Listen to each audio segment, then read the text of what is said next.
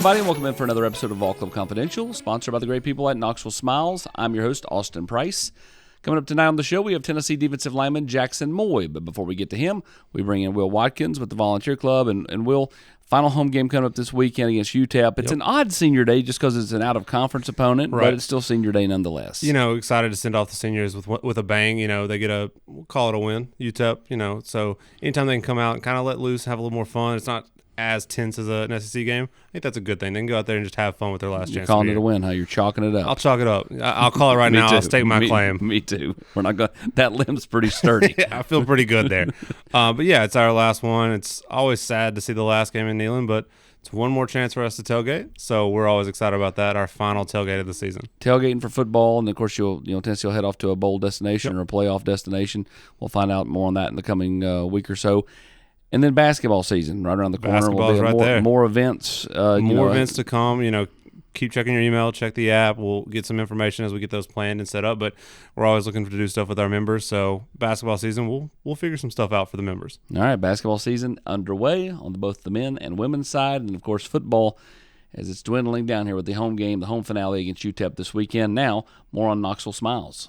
I'm Tennessee basketball player JP Estrella. Let me give you a tour here of the offices at Knoxville Smiles. Dr. Costa is placing implants with a robot, and it's all done digitally. There's no guessing with this since it's all robotic. Dr. Wilco is the newest addition to the office. He loves to research the latest and greatest in technology, so the other doctors go to him for the newest product information and techniques. Dr. Malone is building teeth in the mouth. To him, cosmetic bonding is more like artwork. He does this without cutting your teeth down. It's all about building them up. Guys, we still have a problem. Do y'all have a bigger chair?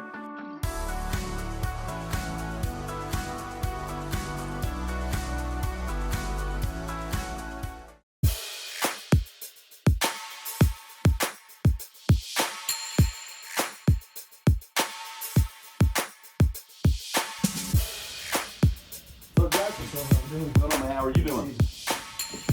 Jaxson, when you made the decision to get in the portal and then to pick Tennessee, what did you have envisioned, and then kind of have those thought processes met kind of the reality of this? Yeah, I knew. I think coming into Tennessee when I was visiting, I knew they had a pretty stacked D-line room already, but I was very confident in my abilities and my ability to just play football the way I know how to play football. So just believing in myself coming here and earning the respect of my teammates, I think it's really just I've been blessed to see it all come into fruition here, and so it's been a great experience so far, and I can't wait to just keep building on top of it. What's the biggest thing you've learned since you've been here? The biggest thing I've learned since coming here, I think something that's just been reemphasized to me is just the importance of consistency. As cliche as it sounds, just coming in, being the same person each day, being the same type of dude that shows up to work when your body's hurting, when you're not excited to practice. You have to learn to make yourself excited, because that's what the great ones do. And I think just learning under Coach G has just helped me improve my game so much. Not only just as a football player, but just how to become a better person, be a better man in general. So, how hard is it sometimes when the body is hurting to go out there and push through practice and all those things? Because I know Coach Gardner has an expectation for you to be out there regardless of how you feel. Yeah, it's hard. It's hard, but everyone goes through it. And that's something that kind of keeps me going. Is just in Tuscaloosa or Athens, they're going through the same pain as I am. So what's gonna separate me this week in order to, better myself from my opponent? So the atmospheres both here and then on the road. I remember texting you after, I think it was the Florida game. I sent you the video, and you were like chest bumping people, or maybe it was the Alabama game. I was like, it was Alabama. Yeah. And I said, just a little bit better in Stanford, huh? And you're like, just no doubt. What has the atmosphere been like, not only here but on the road, just to play in? Yeah, just that SEC environment. It's just passionate all around. You see the love that each fan base has for their team. It's really out here. It's I'd say it's God and football out here. So I just being able to be a part of that having fans is show so much support. It's been a blessing. What's the biggest thing you miss about home?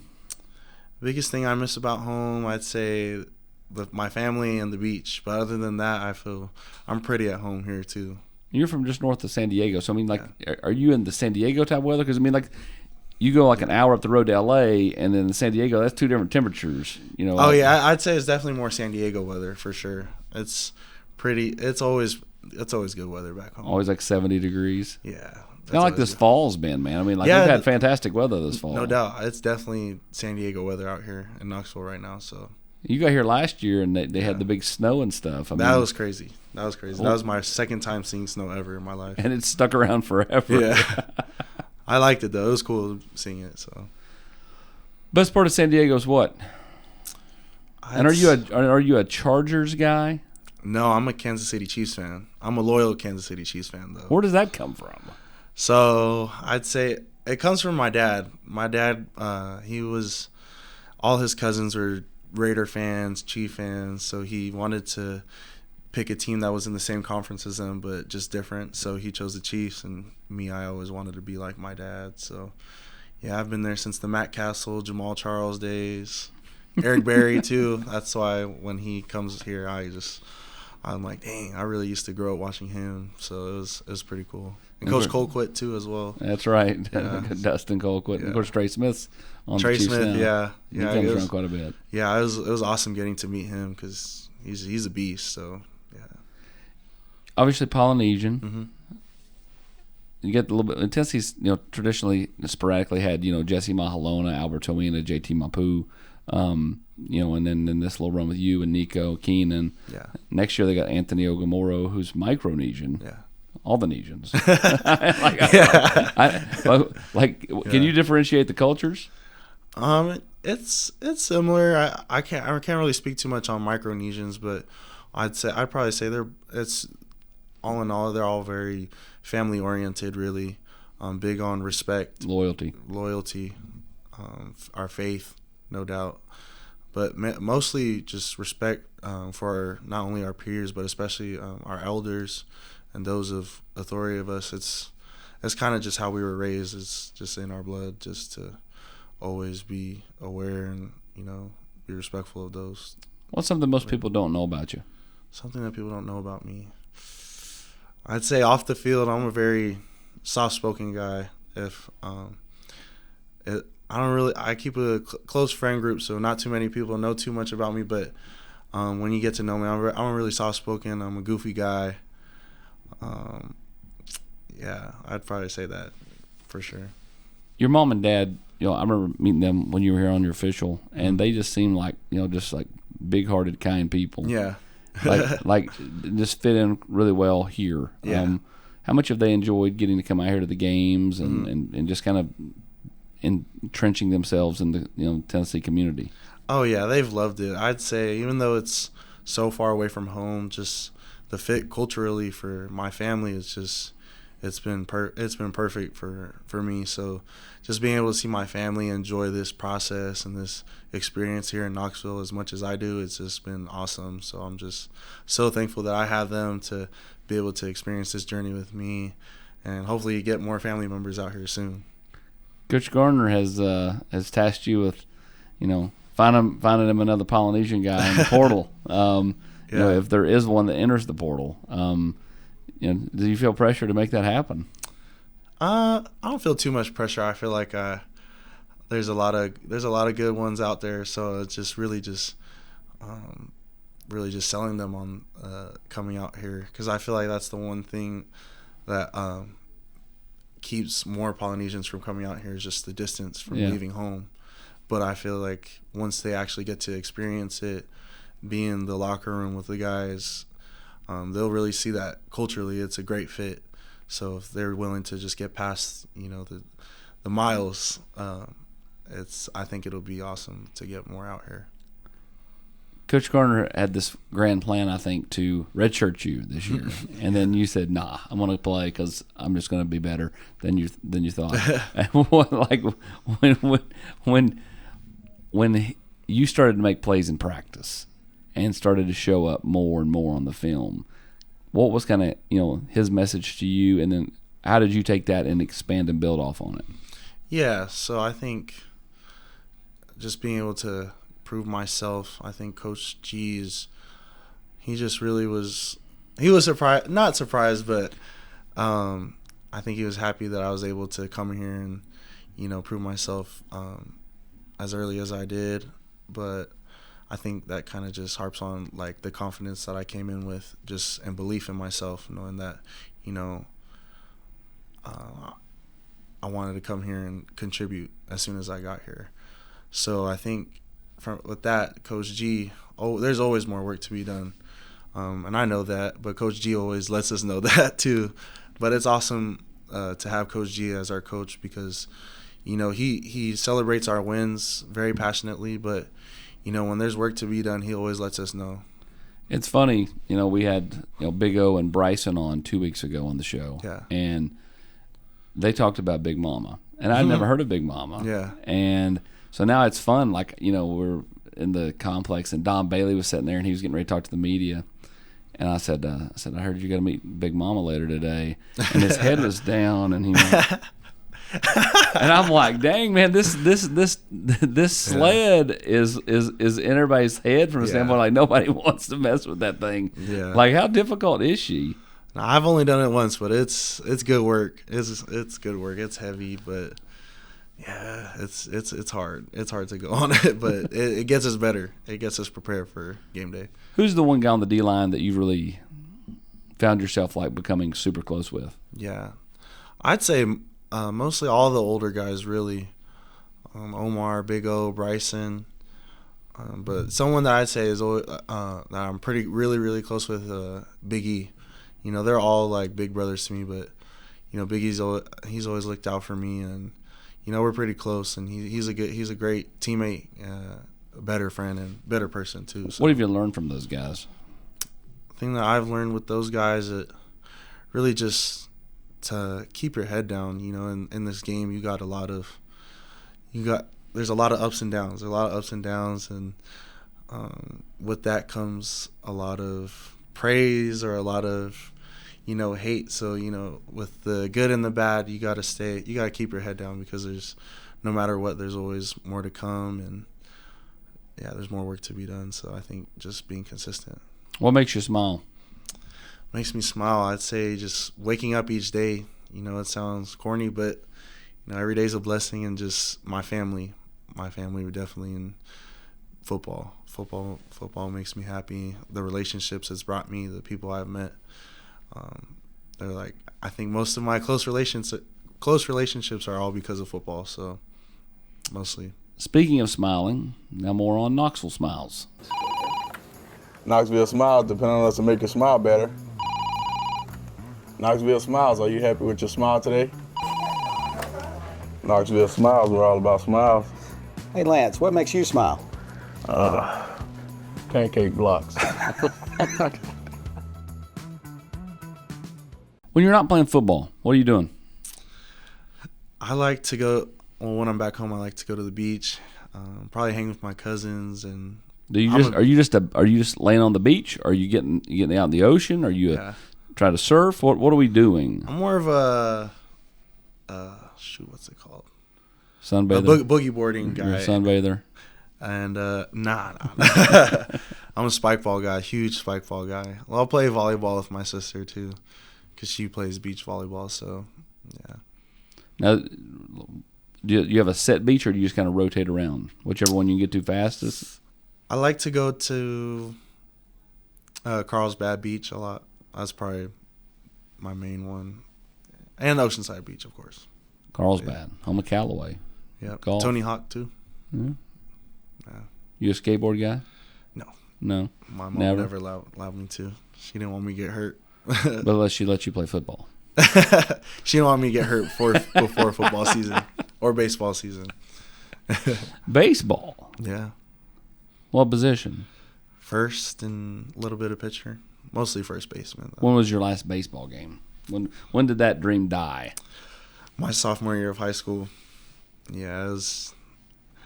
I think once I got into middle school, I put all my extra work into football, and I feel like to be great in a sport, you kind of have to do that, and you have to put that extra work into your sport. But I kind of just lost my passion for the game. But yeah, baseball was my first love. It was. So yeah. What's your favorite MLB team? I really don't have one. I support the Dodgers because my dad grew up with the manager Dave Roberts. Yeah, they grew up together. So I'd say the Dodgers if I had to say a team. Yeah. If you could go one place in the world that you've not been, where do you want to go? Definitely Samoa. I'd like to go there a lot just to learn more about my roots, my heritage, and my family. Yeah. So I've not been there though. No, never. It's What's the one place you've been you'd like to go back to? I'd probably say Tahiti. I went there when I was 9. It was a great experience. A long time ago. Yeah, it was. It's crazy to think that I'm 20 now. It's crazy how fast time goes by. You're so old. Yeah, but definitely Tahiti for sure. What you talked to Brew, and he's a SoCal guy. Yeah. He misses the street tacos. Our Mexican food out there is really good, and our sushi. Yeah. Is that what you miss the most? Food-wise? Yeah. I'd probably say, food-wise, definitely the Mexican food or the. If you've got one meal left, who's making it? Where are we getting food from? Is this a home cooked meal? Is this not a home cooked meal? One meal left. I'd probably say. I'd probably say sushi. My last meal.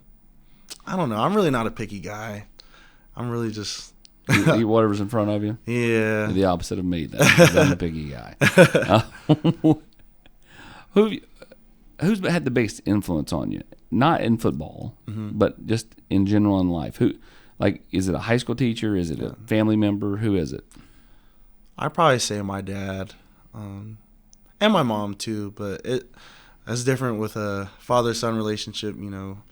Growing up, I just always wanted to be like my dad. I feel like I'm a mix of my mom and my dad. My mom's more the energetic. My dad's the more chill one. But everything I do, I just want to make him proud because he's just done so much for me and my family, and he's my role model for sure. If you make a big play on defense, I remember there's that picture of you after was it the NC State game or Oklahoma? One of Oklahoma, them, yeah. And you're celebrating. Yeah. Is there significance to that, or just doing what you do? Yeah. So against Oklahoma, when I threw up like a S, yes, I threw it up just to show some love and bring awareness to Samoans. So that's what it means when people throw up the S. It was just really throwing it up for my culture, for my people. Just you don't really see a lot of too many Polynesians out here in the SEC, so I kind of just wanted to inspire the younger generation, not just football players, but just the younger Polynesian and youth in general. Just go out and do something different. You don't have to play in the Pac-12. You could go do something different. You can go be an artist, choreographer. You could do whatever you want. So just you don't have to be a statistic. What kind of music you like? What was that? What kind of music do you like? I like all types of music. I really do like all types of music. I'd probably say I listen most to R&B, rap, before football for sure. Starting to get on a little bit of country, but not too much. It rubs off on you here. Yeah, it does. There's good songs. My teammates have put me on some good music out here so far. What teammates have put you on these music? I gotta give a shout out to my boy Josh Helsden for sure. He's put me on some good music. Nathan Robinson's put me on some good country music. Kellen Lindstrom. Yeah. Nathan Robinson. All right, this is the portion of the show where I'm going to ask you to pull your phone out. Okay. And I want you to call the one person that you can always count on to answer. Okay. It doesn't have to be a teammate. It can be anybody. Yeah. You got to put it on speaker. I got you. Who we calling? My mom. No doubt. She always answers. I'm going to call right now.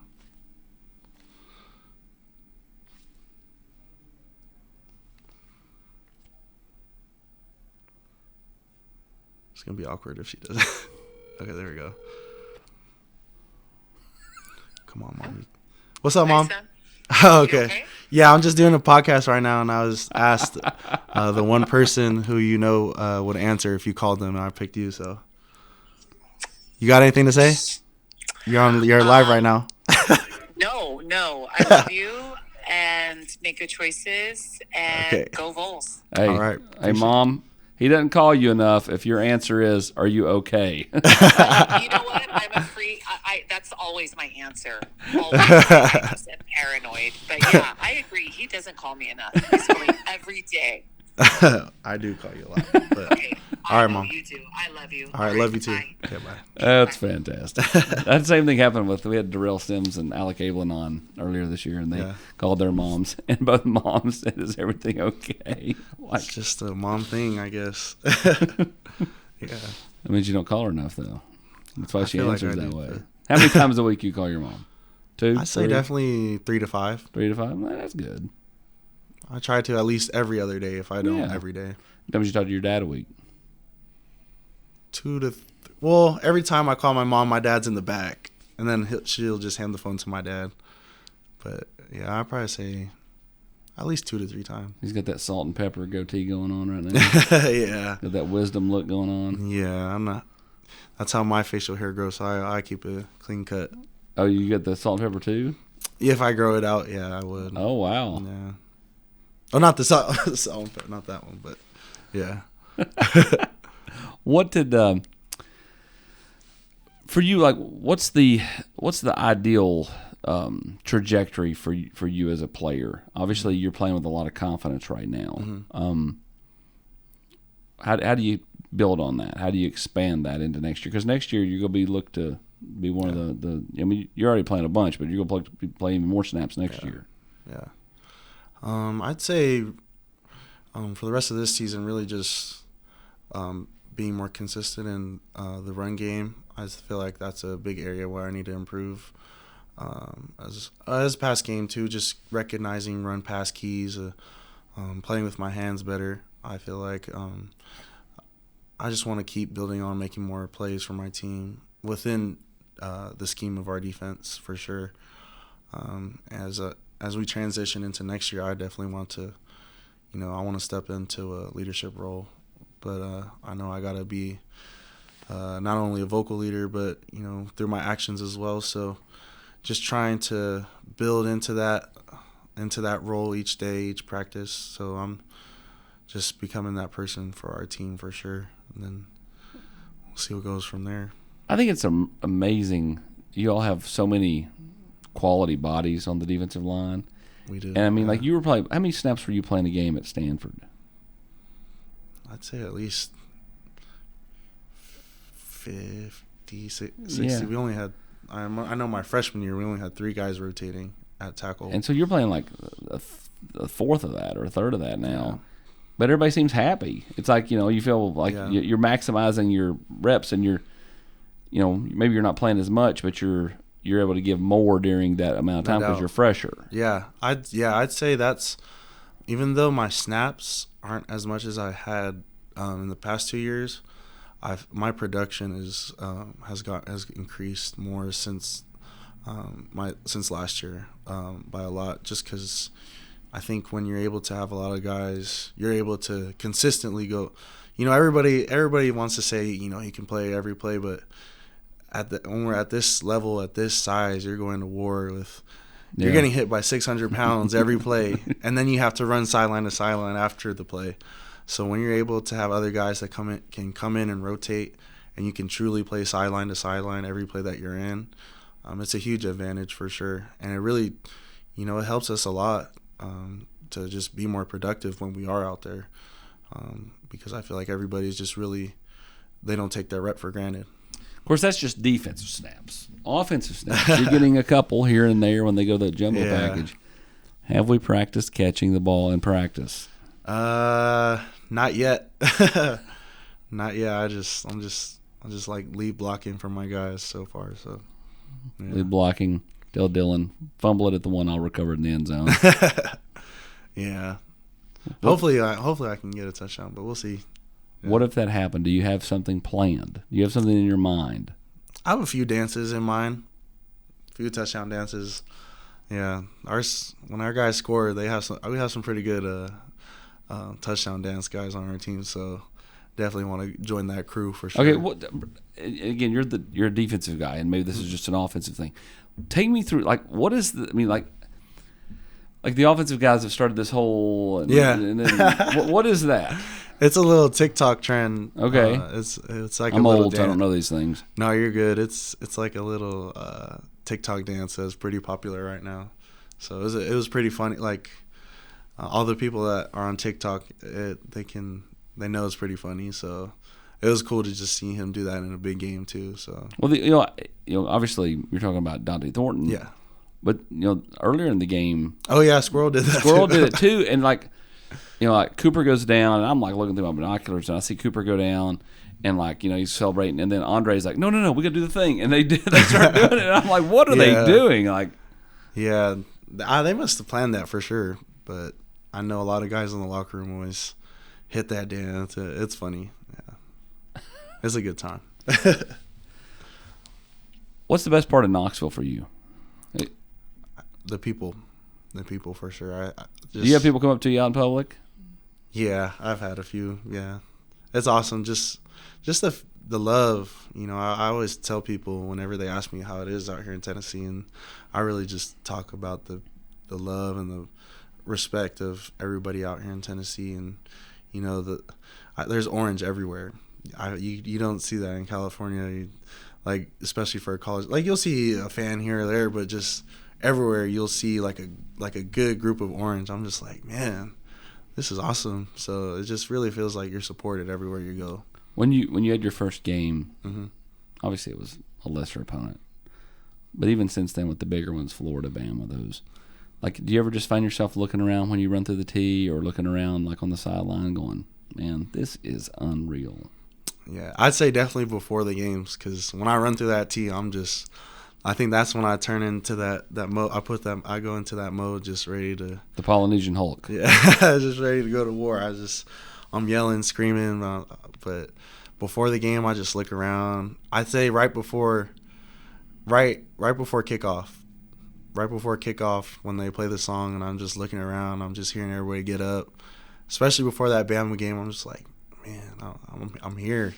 Like, let's go. So that's kind of when I just put it into perspective, just the legends that have played on that field, and now it's me running in those same shoes that they were running in. So it's awesome. It's awesome. Well, man, Jaxson, we appreciate the time, and I know Tennessee fans are excited you're here, and they'll get you another year next year, and yes, just keep you doing your thing, my friend. Yes, sir. Appreciate you. Appreciate you coming in, man. Thank you.